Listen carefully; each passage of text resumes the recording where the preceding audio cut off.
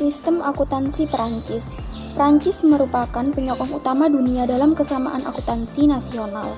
Perancis merupakan salah satu dari 9 negara yang melakukan kesepakatan pembentukan IASC atau International Accounting Standard Committee pada tahun 1973 di Inggris. Kementerian Ekonomi Nasional menyetujui Plan Comptable General atau Kode Akuntansi Nasional resmi yang pertama pada bulan September tahun 1947. Plan Comptable General berisi yang pertama tujuan dan prinsip akuntansi serta pelaporan keuangan, yang kedua definisi aktiva, kewajiban, ekuitas pemegang saham, pendapatan dan beban, yang ketiga aturan, pengakuan dan penilaian, keempat yaitu daftar akun standar, ketentuan mengenai penggunaannya dan ketentuan tata buku lainnya, dan yang terakhir yaitu contoh laporan keuangan dan aturan penyajiannya. Selanjutnya yaitu Standar Penyusunan Akuntansi Keuangan Prancis pada tahun 1947 dalam bulan September. The Ministry of National Economy mengeluarkan untuk pertama kali Plan Comptable General yang dirinci sebagai berikut. Yang pertama yaitu Nation Uniform Chart of Account, yang kedua yaitu Definition and Explanation of Terminology, yang ketiga yaitu Explanation where necessary of the form of entries and which accounts to debit or credit in the recording of special events and transactions. Yang keempat yaitu Principles of Accounting Measurement or Valuation. Yang kelima yaitu Standard Form for Financial Statements. Yang keenam yaitu Acceptable Cost Accounting Methods. Ada 5 organisasi utama yang terlibat dalam proses penetapan standar akuntansi di Perancis. Yang pertama yaitu Badan Akuntansi Nasional atau disebut CNC. Yang kedua yaitu Komite Regulasi Akuntansi atau disebut CRC. Yang ketiga Otoritas Pasar Keuangan atau AMF. Yang keempat Ikatan Akuntansi Publik yang disebut OEC.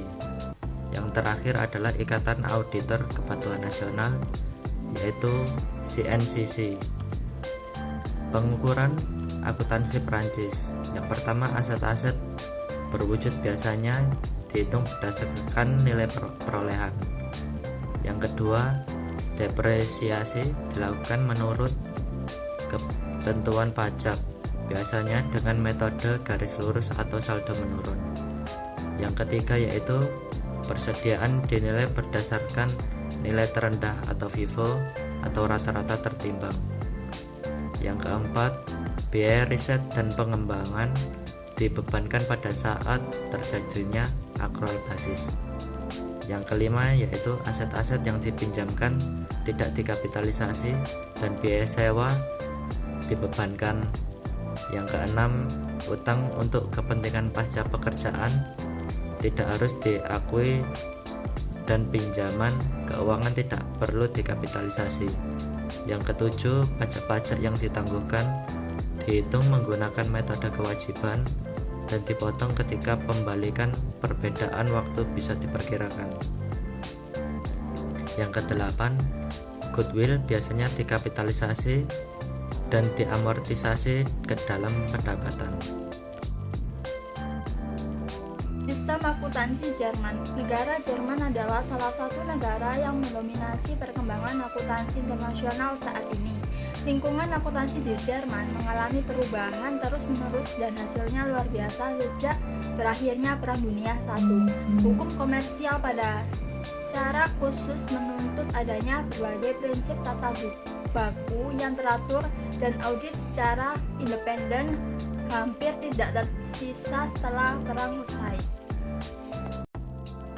Untuk selanjutnya yaitu sistem akuntansi di Jepang. Di Jepang, akuntansi dan pelaporan keuangan mencerminkan gabungan berbagai pengaruh domestik dan internasional. Di Jepang, perusahaan-perusahaan saling memiliki ekuitas saham satu sama lain. Investasi yang saling bertautan ini menghasilkan konglomerasi industri yang meraksasa yang disebut sebagai keiretsu. Regulasi dan penegakan aturan akuntansi Jepang. Regulasi akuntansi didasarkan pada 3 UU, yaitu 1. Hukum komersil, hasil, yang kedua yaitu UU pasar modal, dan yang ketiga UU pajak penghasilan. Hukum ini disebut sebagai sistem hukum segitiga. Penetapan standar akuntansi di Jepang terjadi pada tahun 2001 dengan pembentukan Badan Standar Akuntansi Jepang dan lembaga pengawas yang terkait dengan yang dikenal dengan Lembaga Standar Akuntansi Keuangan. Pengukuran akuntansi Jepang. Yang pertama, metode pembelian adalah metode konsolidasi yang utama. Yang kedua, aktiva dan kewajiban dari perusahaan yang diakuisisi dinilai sebesar nilai kini dan jumlah yang tersisa merupakan goodwill. Yang ketiga, goodwill dapat disaling hapuskan terhadap cadangan dalam ekuitas atau dimortisasi secara sistematis selama umur manfaat ekonominya. Yang keempat, usaha patungan dapat dicatat dengan menggunakan metode konsolidasi proporsional atau metode ekuitas. Yang kelima, biaya historis merupakan hasil untuk menilai aktivitas berwujud. Yang keenam, persediaan dinilai sebesar nilai yang lebih rendah antara biaya atau pasar. Metode yang digunakan untuk menghitung biaya adalah FIFO atau rata-rata tertimbang. Yang ketujuh, biaya penelitian dan pengembangan dibebankan pada saat terjadinya.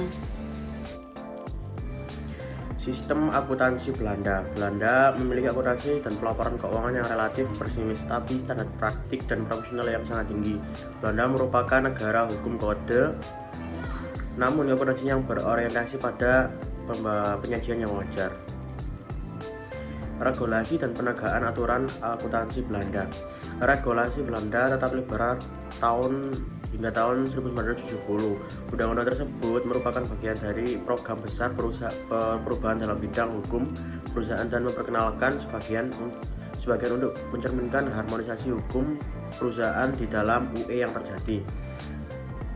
Di antara provisi utama Undang-Undang tahun 1970 tersebut adalah sebagai berikut. Untuk yang pertama, laporan keuangan tahunan harus menunjukkan gambaran yang wajar mengenai posisi dan hasil keuangan selama 1 tahun, dan seluruh pos di dalamnya harus dikelompokkan dan dijelaskan secara memadai.